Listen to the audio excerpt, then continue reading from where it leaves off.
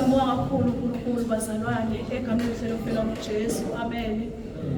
Ngiyababingelela nabasanda ukungena egameni lika Jesu Kristu waseNazaretha. Amen. Ngiyambonga uNkulunkulu osigcinileke. Ngiyamthanda kakhulu uNkulunkulu.